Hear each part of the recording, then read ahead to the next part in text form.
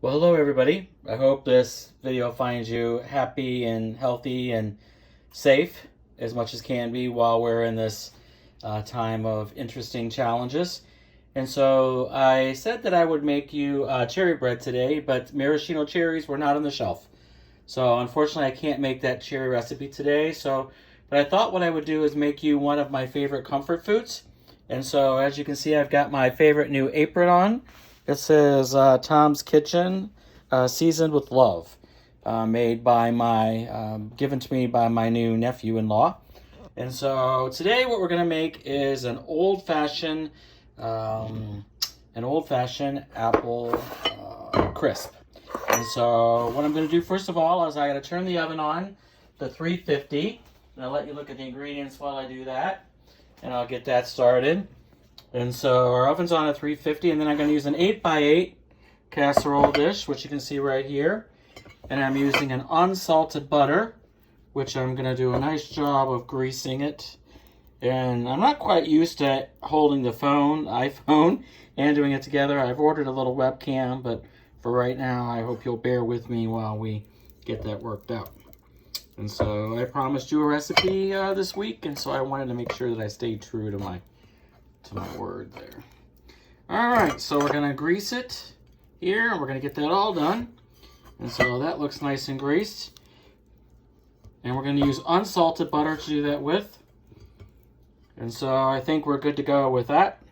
And I'm gonna go ahead and I'm gonna put the excess butter over here on the side, away from me. And so welcome to my little Clintonville kitchen. It's kind of a mess right now because we're making lots of meals, but because we're eating at home, but eating at home is better for you anyway. This recipe wants us to do things in 2 steps, and so you can see that I've mise en placed everything out here, and it's all ready to go in 2 different steps. And so it really wants what is the apple mixture to go first. And so I'm going to wash my hands here and get that butter off. And yes, I'm not wearing gloves today, but I've been washing my hands about 7 times here now. And we're only eating it in our household, so I think it's okay that I'm not wearing gloves today. And so we're going to go ahead and use our apples. And so I've got 6 apples, all nice and chopped up. And I put a little bit of lemon juice on them, not too much. And so you can use almost any baking apple variety. And so this recipe says that you don't have to peel it if you don't want, but I don't really like the peels, so I went ahead and got rid of those. So they were peeled and cored and chopped, and they can be in a rough chop. I like to really taste my apples, so I think we're good to go with that.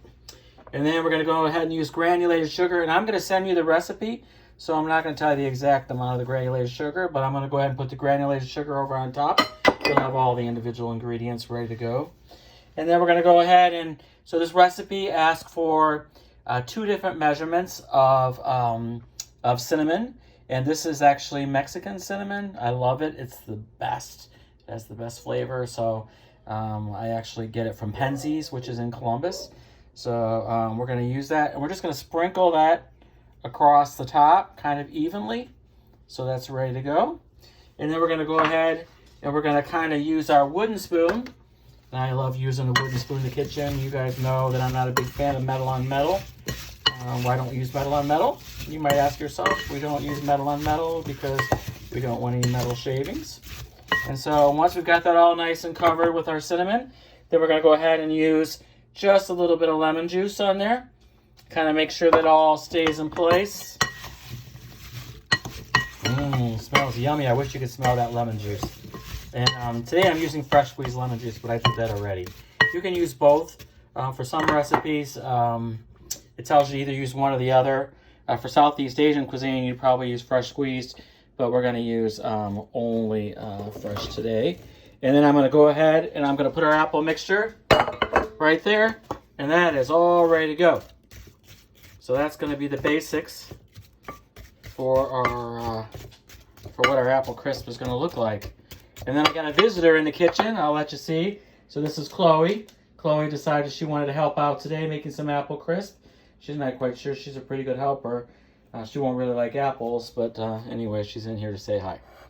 And so we're going to go ahead and we're going to mix all of our dry ingredients. And so our dry ingredients are going to consist of flour, which actually I sifted this flour. The recipe doesn't say to do that, but I like to do it just to make sure that it's all kind of evenly distributed there. And so I'm broken up pretty well. And I'm going to find myself another wooden spoon. And so I'm going to go ahead and mix all that up together. So my brown sugar and my flour is all nice and mixed. Not too much, just enough to kind of get it evenly distributed with each other. And so then I'm going to go ahead and I'm going to put in what is the dry oats. And so I've got some nice steel cut rough oats. And so I'm going to mix those in there. Once again, use my wooden spoon to kind of bring all that together. Each step of the process, I'm going to mix it up a little bit just to make sure it's all ready to go. And then I'm going to go ahead and put the other set of cinnamon that the recipe called for. And I'm going to go ahead and do that. Mix that all in. I can start to smell it already. I wish you could smell it. We got cinnamon, we got oats, we got all that nice goodness in there. Just a pinch, a little pinch of kosher salt.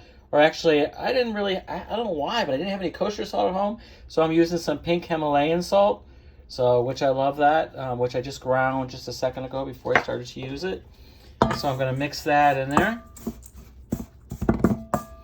And then this recipe wants you to cut in the butter. And so we're going to go ahead. I cut the butter. You can see all in these little tiny pads. And so I'm going to go ahead and put them in kind of one at a time in there. And then it wants it to be pretty cold. So what you're trying to do is make like a crumbly mixture. And so you can see I'm putting all that in there now. Once again, I'm holding the phone. I'm sorry if I'm making you a little dizzy from kind of doing the phone and holding at the same time. But you use the tools you have, right? Because the key to this whole thing is resiliency. As you know, that's one of my favorite words. So I'm going to go ahead and get rid of all my mise en place dishes. We're going to put them all over there. Once again, I mean, I got a little bit of mise en place dishes that came from all over the place. You know, I love to collect those things. And then I'm going to go ahead, and for this, you may not have a pastry cutter at home. And so I'm not going to use that today because I don't want to show you how to do something that you don't know. So just take a fork, you know, and while you're doing it, you can kind of turn the bowl. And so you won't be holding the phone while you're doing it, you know. And so you're going to crumble it all up. Make sure it's all nice and crumbly. And so this recipe took me about probably 15-20 minutes to mise en place. It's pretty simple, you know, and you can make all kinds of cobblers. So let's say, you know, you wanted to make blackberry, or you wanted to make blueberry, or you make a combination of all of that. You can put it all together, right? So what you're really looking for is probably about 5 cups of raw fruit products in order to do it. And you can see it's starting to come together. And so what I want to do is lift my fork up. And once again, if you have a pastry cutter at home, that's perfect, right? And so I'm not using one once again because I wanted to make sure that you, once again, like I said, you know how to do it. And so with the tools you have. And so what I want to do is I want to make sure it's all nice and crumbly in there together. I don't want to see any separate flour, any separate sugar. And then I turn the bowl. If you turn the bowl while you're doing it, you know, I said that second time, but if you do it, then it works a lot easier. So my apples are just kind of hanging out over here. They're waiting for their topping. And we're almost there. But the butter, when you cut it in, it makes this really nice crumbly mixture. And so then it doesn't burn, you know? And you don't really want it to burn. Nobody likes burnt crisp, right? Burnt to a crisp. That's funny right there. So, laughter is good. So I hope everybody's doing well, you know? We've been cooking every meal at home. We just got done having some ribs, which we've been using the grill. Thankfully, we had the opportunity to do that. And so then we had a healthy smoothie. And I want to tell you a little bit about smoothies lately. I learned something really cool this week. Is that I love strawberries in my smoothie, but I always cut the tops of the strawberries off. and I watched this healthy video that says the tops of the strawberries and the leaves of the strawberries, if they're washed, is so much better for you.